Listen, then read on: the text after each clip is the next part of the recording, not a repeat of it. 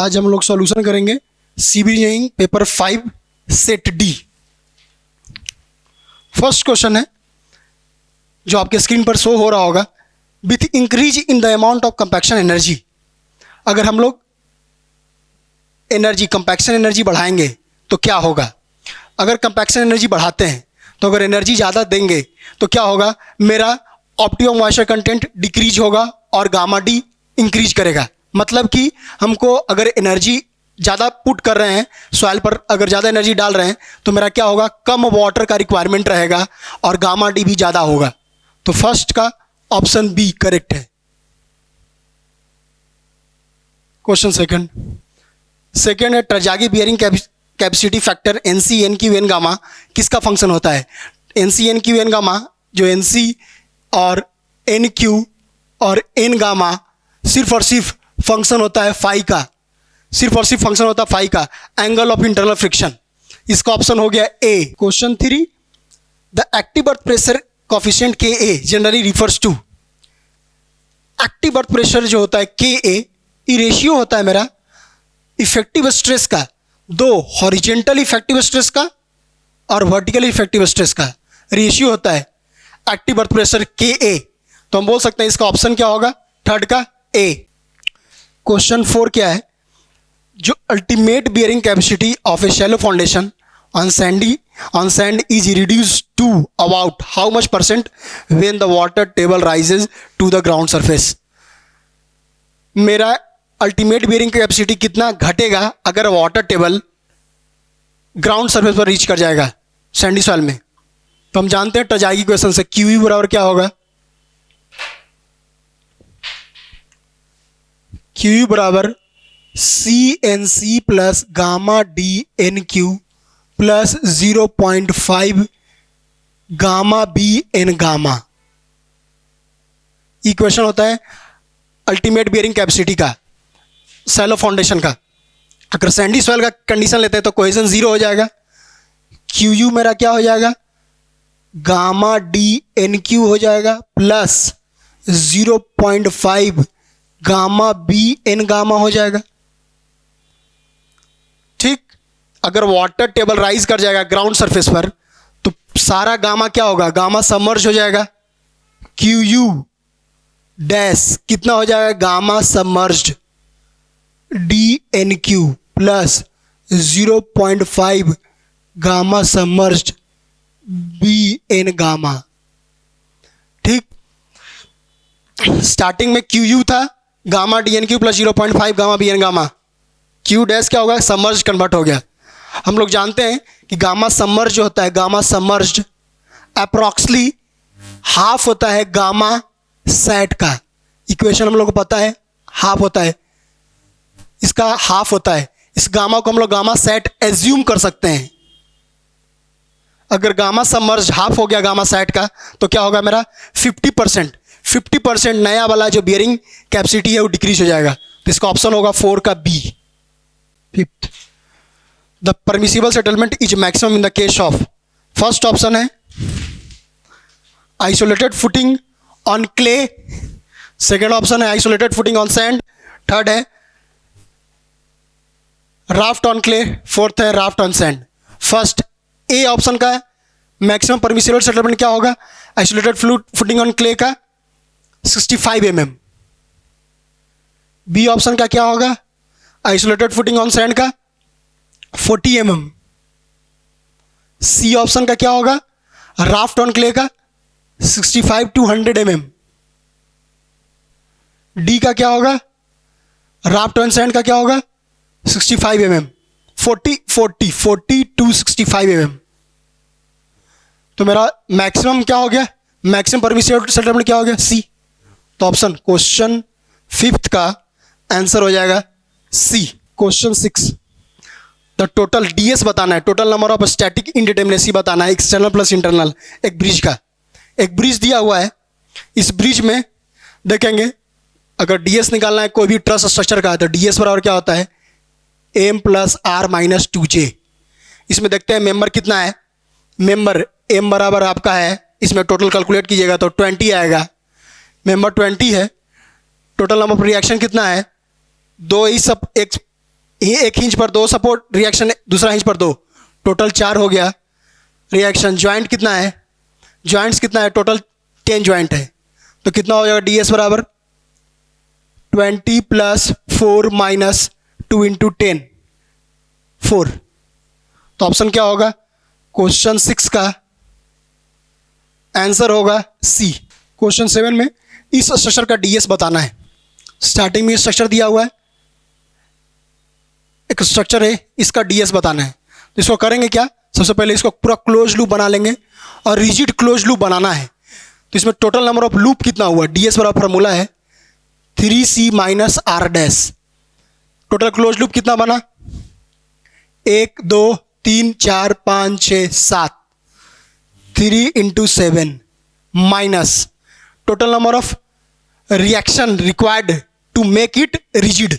इस स्ट्रक्चर को रिजिड करने में कितना हमको रिएक्शन लगाना पड़ेगा, यहाँ पर 2 और यहाँ पर 1। तो टोटल नंबर ऑफ फोर्स 3 लगाना पड़ेगा, 21 - 3, 21 - 3 18। इसका आंसर क्या हो जाएगा, क्वेश्चन नंबर 7 का आंसर हो जाएगा सी 18। ठीक। Question 8, in 2 inch parabolic arch consider the arch to be initially unloaded and increase in temperature. अगर कोई 2 इंच आर्च है और उसमें टेम्परेचर इंक्रीज करेंगे तो क्या होगा। अगर कोई भी 2 इंच आर्च है, अगर उसका टेम्परेचर इंक्रीज करेंगे तो उसमें क्या होगा, हॉरिजेंटल थ्रस्ट का वैल्यू इंक्रीज करेगा। कोई भी 2 इंच आर्च है और इसमें अगर टेम्परेचर राइज करेंगे तो इसका क्या होगा, जो हॉरिजेंटल थ्रस्ट का वैल्यू है, हॉरिजेंटल थ्रस्ट h, इसका वैल्यू क्या होगा, इंक्रीज कर जाएगा। हॉरिजेंटल रिएक्शन क्या करेगा, इंक्रीज करेगा। तो होगा क्या, क्वेश्चन में ऑप्शन क्या है, बेंडिंग मोमेंट के रिस्पेक्ट में क्वेश्चन पूछा हुआ है। तो यहाँ पर क्राउन पर इसके कारण मैक्सिमम मोमेंट जनरेट होगा इस हॉरिजेंटल थ्रस्ट के कारण। तो maximum bending moment at the crown. 8 का आंसर क्या हो जाएगा, डी। क्वेश्चन 9 क्या है, for a column hinged at both and the critical load is P।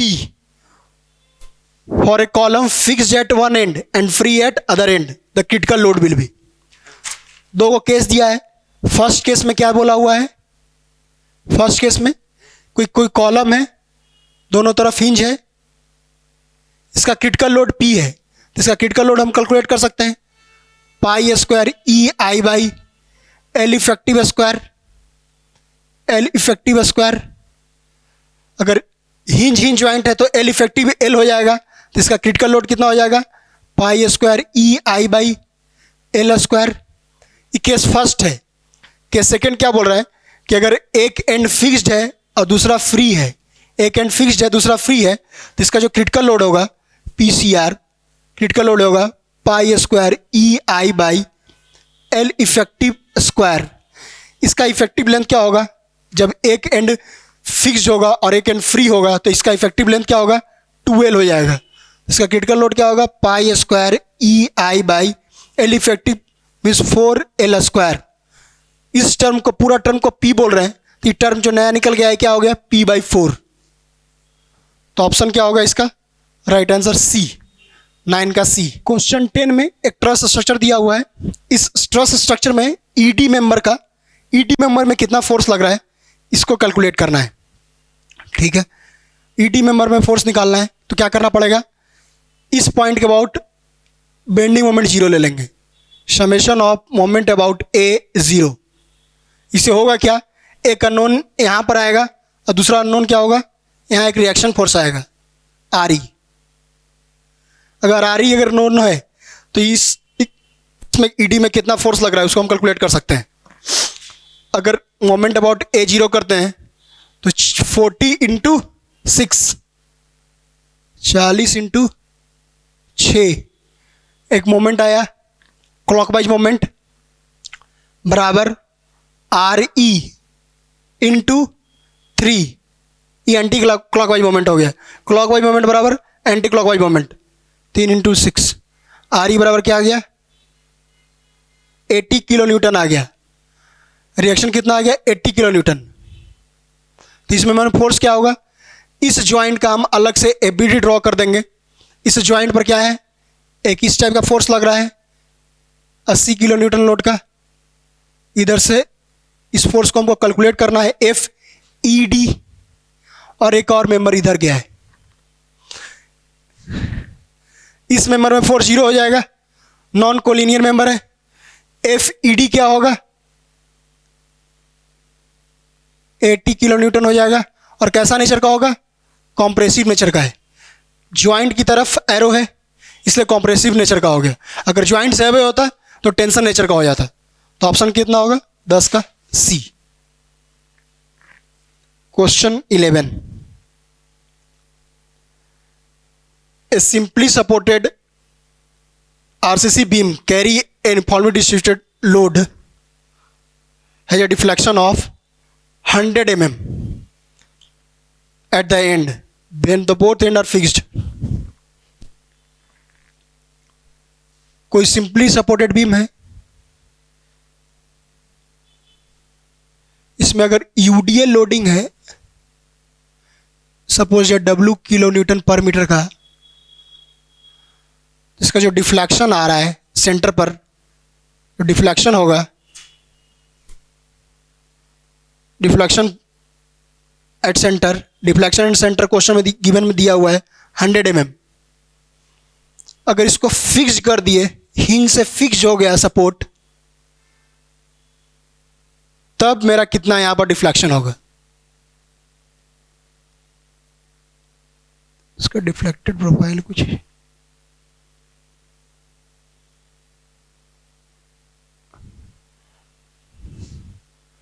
यहां पर डिफ्लेक्शन एट सेंटर कितना होगा।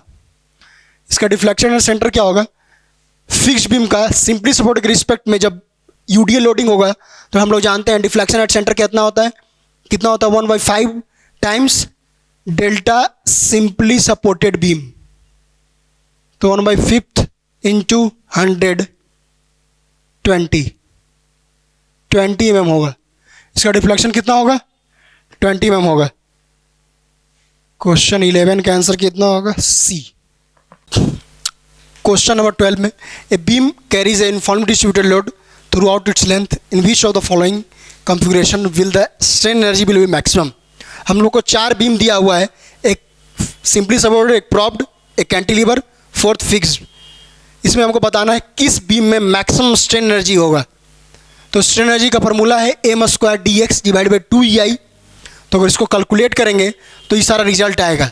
इसमें से हम देख सकते हैं कि सबसे ज़्यादा स्ट्रेन एनर्जी कैंटिलीवर के पास है। क्योंकि कैलकुलेशन बहुत लंबा है, इसको आप डायरेक्ट रिमेंबर कर सकते हैं इस रिजल्ट को।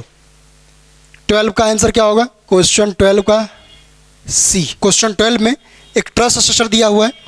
इस ट्रस स्ट्रक्चर में ए बी मेंबर में फोर्स बताना है, कितना फोर्स होगा। तो इस मेंबर में फोर्स बता सकते हैं सिंपल, इस पॉइंट को कट कर सके इसका एबीडी ड्रॉ कर सकते हैं।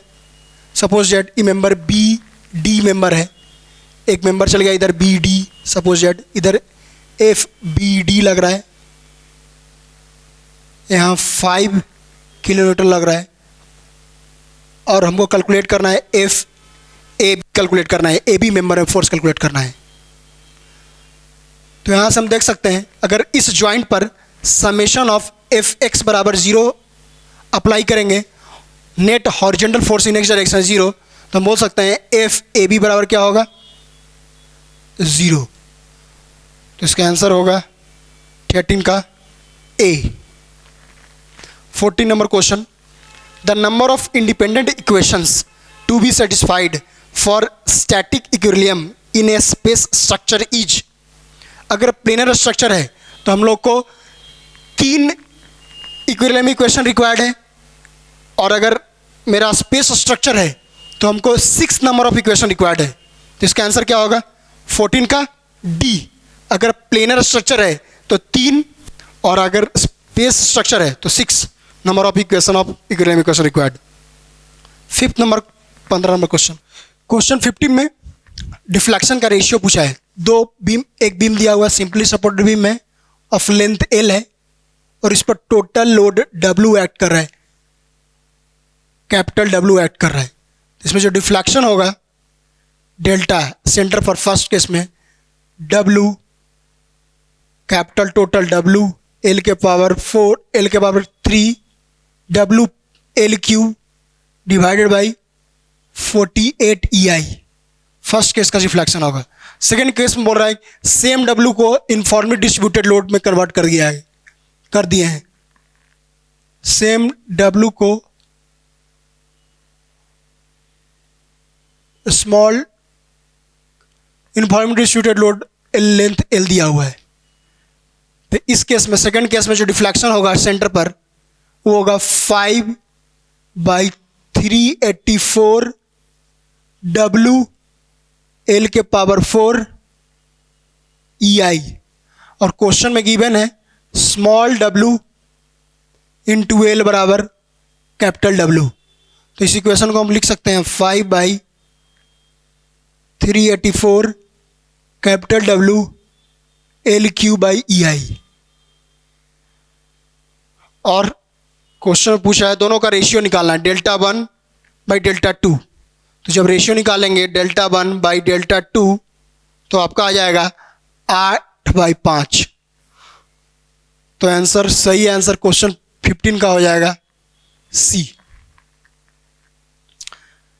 Question number 16 an arch is a beam except for arch beam है except for it does not resist incline load. Arch incline load resist करता है, ट्रांसवर्स लोड भी रेसिस्ट करता है, रोटेशन अलाउ करता है। एट सपोर्ट पर हिंज सपोर्ट है तो रोटेशन अलाउ होगा वहां पर।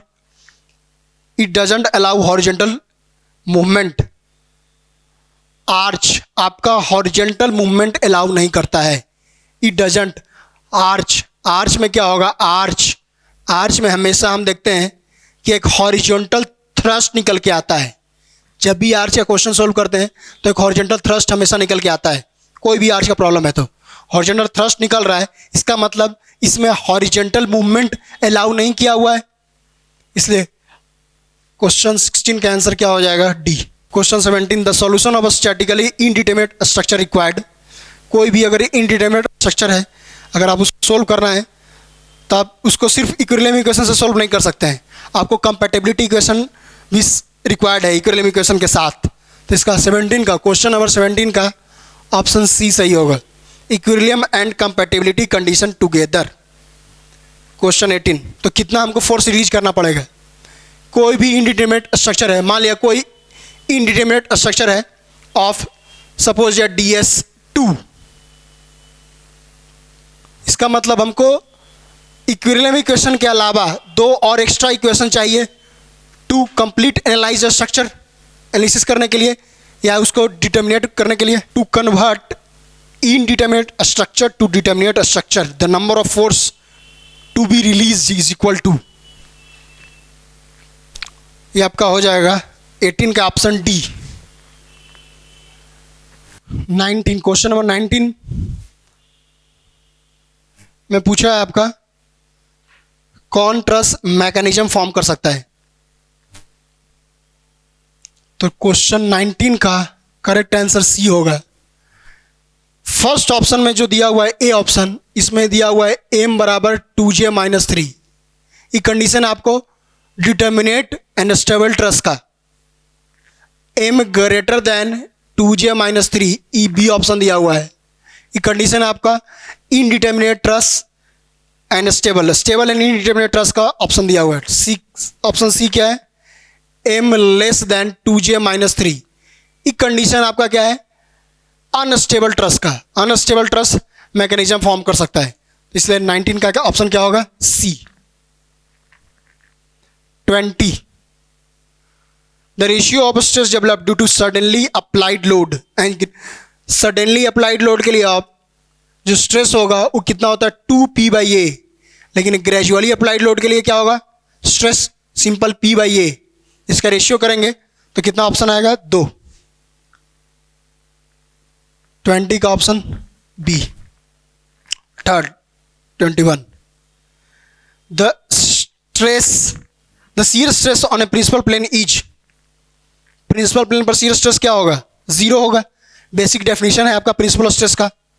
कोई प्रिंसिपल प्लेन है उसका डेफिनेशन ही है उस टाइप का प्लेन जिस प्लेन पर सिर्फ और सिर्फ नॉर्मल स्ट्रेस एक्ट करता हो, शियर स्ट्रेस जीरो होगा इस पर। 21 का क्या होगा? C. 22, the characteristic strength of a material is a value of a strength below which not more than 5% of test result और sample are expected to fail. ये बेसिक कैरेक्टरिस्टिक स्ट्रेंथ का definition से क्वेश्चन है, तो 22 का option क्या हो जाएगा? D. 23, the dia of the longitudinal bar of a column should never be less than. Direct simple question है कॉलम का कि कोई भी कॉलम में आपका लॉन्गिट्यूडनल डाया 12 mm से कम नहीं होना चाहिए।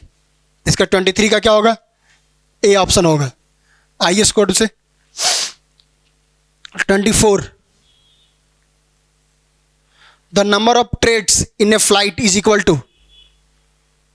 First option riser in flight, riser +1, riser -1। तो हम लोग जानते हैं नंबर ऑफ ट्रेड्स बराबर राइजर -1। इक्वेशन होता है नंबर ऑफ ट्रेड्स बराबर राइजर -1। तो 24 का ऑप्शन क्या होगा? सी। करेक्ट आंसर क्या होगा? सी। 25 का क्या है? As per IS 456/2000 the area of the concrete stress block in compression is. अगर कोई भी कॉन्क्रीट स्ट्रेस ब्लॉक है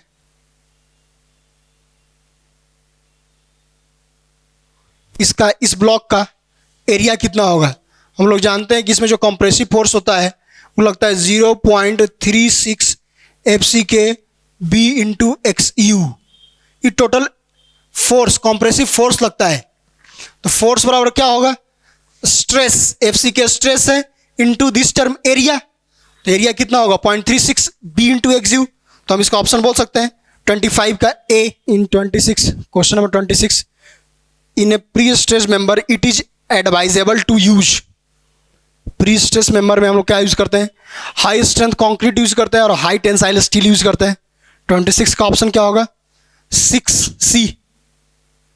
क्यों यूज करते हैं हाई स्ट्रेंथ कंक्रीट और high tensile steel? High tensile steel इसलिए यूज करते हैं कि लॉस कम हो प्री स्ट्रेस मेंबर में, और हाई स्ट्रेंथ कंक्रीट भी श्रिंकेज कम हो, इसलिए हम लोग यूज करते हैं आपका हाई स्ट्रेंथ कंक्रीट, श्रिंकेज कम हो। हाई टेंसाइल स्टील इसलिए यूज कर रहे हैं कि लॉसेस कम हो। ठीक है, तो 26 का आंसर क्या हो जाएगा? सी। 27 क्वेश्चन डायरेक्ट क्वेश्चन है, the self weight of foundation is assumed. Self weight foundation का हम लोग क्या एज्यूम करते हैं? डिजाइनिंग में 10% लेते हैं कॉलम लोड का। जो कॉलम पर जो टोटल लोड आता है उसका 10% हम लोग एज्यूम करते हैं उसका सेल्फ वेट। तो 27 का ऑप्शन क्या हो जाएगा? सी। 28, जो मैक्सिमम शियर स्ट्रेस पूछ रहा है आपका रेनफोर्स्ड कंक्रीट में। तो रेनफोर्स्ड कंक्रीट में जो हम शियर स्ट्रेस लेते हैं, टाउ भी जो लेते हैं वो क्या होता है? VU/BD होता है। Shear force divided by width into effective depth. तो क्वेश्चन में इफेक्टिव डेप्थ नहीं देके लीवर आर्म दिया हुआ है, तो इसका 28 का ऑप्शन क्या हो जाएगा? डी। 29, क्वेश्चन में एक 2-वे स्लैब दिया हुआ है और पूछ रहा है आपका मिडिल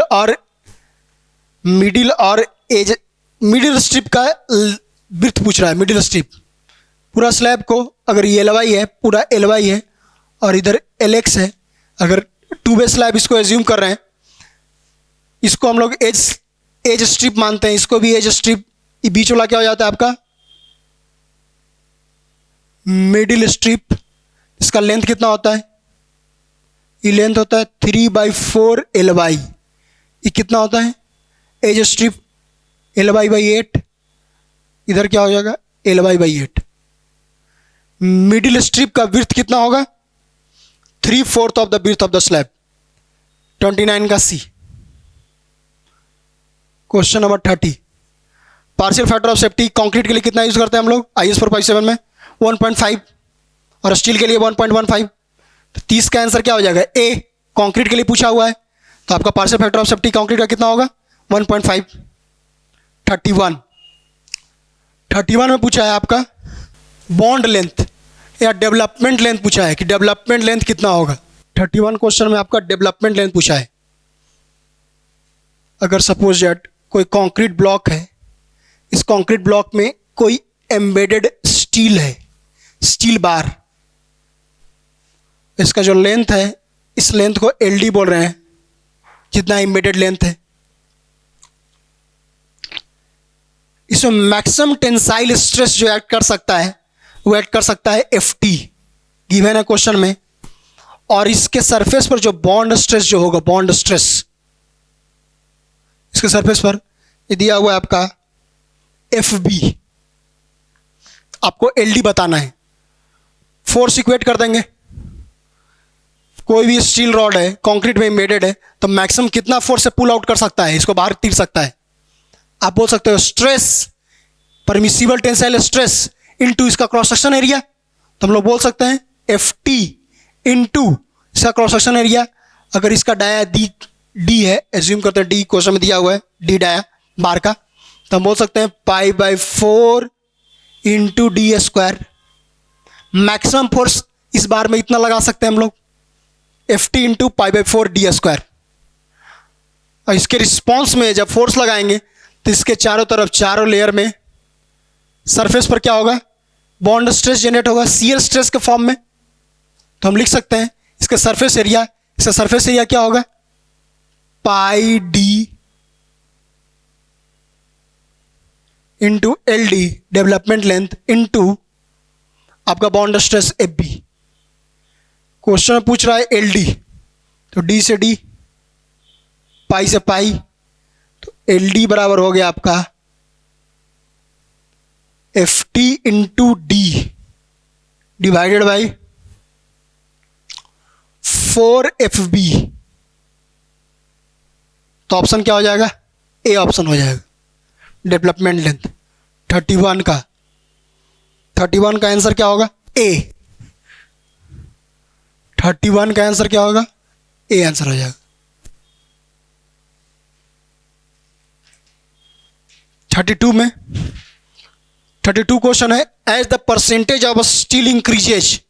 अगर परसेंटेज ऑफ स्टील इंक्रीज करेंगे तो मेरा न्यूट्रल एक्सिस का जो डेप्थ है वो इंक्रीज करेगा या डिक्रीज करेगा। अगर 3 केस एज्यूम करते हैं हम लोग, under reinforced section, balance section और over reinforced section. Over reinforced में हम लोग मैक्सिमम परसेंटेज ऑफ स्टील रखते हैं, तो उसका जो न्यूट्रल एक्सिस का डेप्थ होता है वो सबसे ज़्यादा होता है। तो हम लोग कॉमन सेंस से बोल सकते हैं कि जब परसेंटेज ऑफ स्टील इंक्रीज करेगा तो डेप्थ होगा, न्यूट्रल एक्सिस का क्या होगा? इंक्रीज करेगा। तो 32 का क्या ऑप्शन हो जाएगा? ए। 33, कोई आरसीसी बीम है जिसमें हम लोग शियर एनफोर्समेंट प्रोवाइड नहीं किए हैं, तो इसमें जो क्रैक डेवलप होगा, तो कोई भी बीम है आपका, अगर आप इसमें शियर एनफोर्समेंट प्रोवाइड नहीं करेंगे तो शियर क्रैक जो होता है, शियर क्रैक यहाँ पर जनरेट होता है, वो कितना होता है? 45 डिग्री पर होता है हॉरिजॉन्टल से। तो ऑप्शन कितना होगा? 33 का सी आंसर हो जाएगा। 34 का, सी कोस्ट के कंस्ट्रक्शन में हम लोग मिनिमम ग्रेड ऑफ कंक्रीट कितना रखते हैं?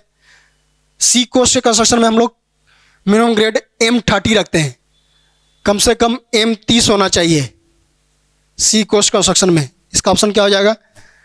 34 का डी। 35 का, dia of a reinforce by D the anchorage value of the hook. सिर्फ क्वेश्चन में हुक बोला हुआ है तो हम एज्यूम कर सकते हैं इसका क्या ऑप्शन होगा? 16D। 35, the dia of reinforce bar is D, anchorage value क्या होगा हुक का? जो एंकरेज वैल्यू होगा हुक का वो कितना होगा? 16D होगा। 35 का आंसर क्या होगा? डी ऑप्शन होगा। 36 का, maximum value of compaction factor for fresh green concrete. Maximum value कितना हो सकता है कोई भी ग्रीन कंक्रीट का? कोई फ्रेश कंक्रीट है, फ्रेश ग्रीन कंक्रीट है, उसका मैक्सिमम कितना कंपैक्शन वैल्यू हो सकता है? हो सकता है कितना? 1 हो सकता है मैक्सिमम। 36 का ऑप्शन बी। 37 बोला है, as per IS 456 reinforcing bar under tension at limit state, उसमें कितना से कम स्ट्रेन नहीं होना चाहिए? तो हम लोग जानते हैं epsilon S T should not be less than equal to 0.87 F by E S plus 0.002। तो इसको हम ऐसे भी लिख सकते हैं, should not be less than 0.87 F by divided by 1.15 E S plus 0.002। तो ये ऑप्शन क्या दिया हुआ है? ऑप्शन डी है 37। ऑप्शन क्या हो जाएगा? डी। 38 में बेसिक डेफिनेशन से क्वेश्चन है, colluvial soil are transported by gravity. 38 का आंसर क्या हो जाएगा? 38 का आंसर हो जाएगा आपका बी, ग्रेविटी द्वारा डिपॉजिट किया जाता है, ट्रांसपोर्टेड किया जाता है आपका colluvial soil. 39 question, flow net can be use to determine. Flow net हम लोग किस पर्पज से यूज करते हैं? फ्लो नेट से हम लोग कभी भी कॉफिशिएंट ऑफ परमिएबिलिटी नहीं निकाल सकते हैं। इसे हम लोग सीपेज निकाल सकते हैं, अपलिफ्ट प्रेशर निकाल सकते हैं, एग्जिट ग्रेडियंट निकाल सकते हैं, लेकिन कभी भी आपका कॉफिशिएंट ऑफ परमिएबिलिटी नहीं कैलकुलेट कर सकते हैं। तो अगर क्वेश्चन में ऑप्शन 39 का क्या आंसर हो जाएगा? डी। इससे हम लोग सीपेज कैलकुलेट कर सकते हैं, एग्जिट ग्रेडियंट कैलकुलेट कर सकते हैं, अपलिफ्ट प्रेशर कैलकुलेट कर सकते हैं, कॉफिशिएंट ऑफ परमिएबिलिटी का भी नहीं कैलकुलेट कर सकते हैं। क्वेश्चन 40 में एक ग्राफ दिया हुआ है वॉइड रेशियो वर्सेस प्रेशर का, और पूछ रहा है coefficient of compressibility. A B का वैल्यू पूछा है। ए बी बराबर होता है delta E divided by delta sigma dash. तो चेंज इन वॉइड रेशियो कितना दिया हुआ है? 0.7 minus 0.6 divided by 17.5 minus 17, 0.1 divided by 0.5, 1/5 कितना हो जाएगा? 0.2। यूनिट क्या हो जाएगा? मीटर स्क्वायर पर टन। तो ऑप्शन कितना हो जाएगा? 40 का। 40 नंबर का ऑप्शन कितना हो जाएगा? सी हो जाएगा। 41, अगर लिक्विड लिमिट बढ़ाएंगे with an increase in liquid limit, compressor index क्या होगा? इंक्रीज करेगा। हम लोग कंप्रेसर इंडेक्स सीसी का वैल्यू जानते हैं 0.009 WL-10।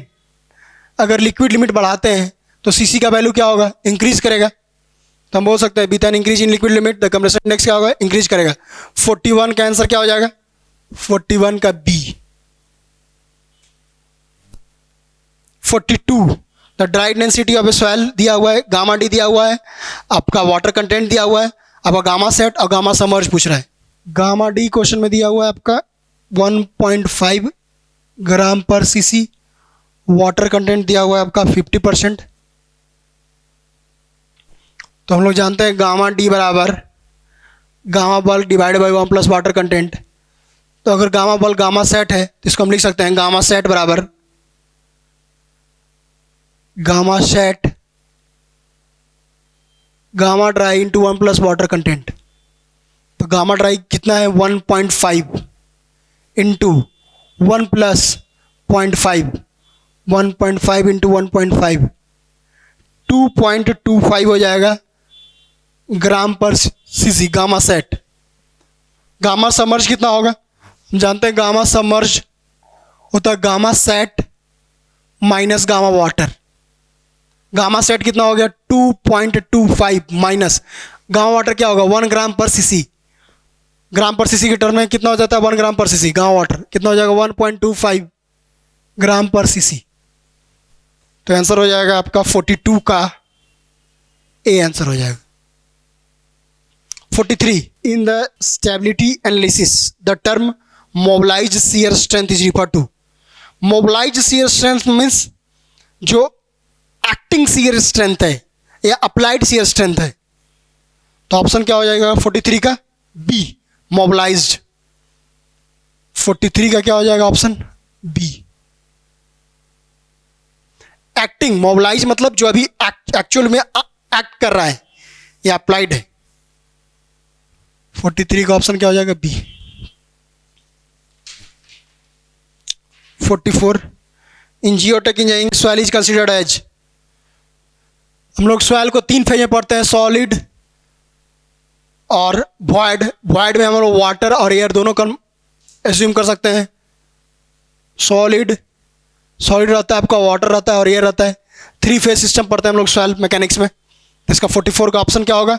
44 का ऑप्शन हो जाएगा आपका 45। The load carrying capacity of A pile, जो पाइल है, पाइल आपका जो लोड कैरिंग कैपेसिटी इसका होता है, 2 चीज़ पर डिपेंड करता है। फर्स्ट आपका पॉइंट रेसिस्टेंट, सेकेंड आपका जो स्किन फ्रिक्शन है। 2 मैकेनिज्म के कारण क्या होता है, ये आपका लोड रेसिस्ट करता है पाइल फाउंडेशन। तो इसका ऑप्शन क्या हो जाएगा? Both A and B, skin friction and point resistance. 45 का ऑप्शन क्या हो जाएगा? C. 46, a bell foundation is a type of, ये डायरेक्ट क्वेश्चन है, bell foundation is a type of open caisson. इसका 46 का आंसर क्या हो जाएगा? बी ऑप्शन हो जाएगा। 47, 2 सॉइल सैंपल दिया हुआ है ए बी, दोनों का पोरोसिटी दिया हुआ है और दोनों का वॉइड रेशियो निकालना है। आपका फर्स्ट सॉइल सैंपल का पोरोसिटी 40% दिया हुआ है, दूसरा सॉइल सैंपल का पोरोसिटी आपका कितने दिया हुआ है? 60% दिया हुआ है। इसका वॉइड रेशियो कितना होगा? ई ए बराबर porosity n divided by 1 minus n से निकाल सकते हैं हम लोग। n 40.4 डिवाइडेड बाई 1 माइनस 0.6, 4/6 हो जाएगा। ई बी कितना हो जाएगा? n divided by 1 minus n से 0.6 डिवाइडेड बाई 1 माइनस 0.6 कितना हो जाएगा? 0.4, 6/4 हो जाएगा। जब ई ए बाई ई बी करेंगे, ई ए बाई ई बी निकालेंगे तो वैल्यू आ जाएगा आपका 4/9। तो इसका करेक्ट आंसर हो जाएगा 47 का सी। 48 होगा coefficient of permeability of a soil. Coefficient of permeability आपका क्या होगा? टेम्परेचर बढ़ाने से अगर पानी ठंडा रहेगा तो उतना तेजी से सॉइल में नहीं ट्रेवल करेगा, लेकिन पानी अगर थोड़ा गर्म रहेगा तो तेजी से ट्रेवल कर सकता है वाटर में। हम बोल सकते हैं coefficient of permeability of soil क्या होगा? इंक्रीज करेगा विथ इंक्रीज इन टेम्परेचर। तो 48 का आंसर क्या होगा? B. 49 coefficient of earth pressure at rest. हम लोग जानते हैं वॉल मूवमेंट के रिस्पेक्ट में कर्व,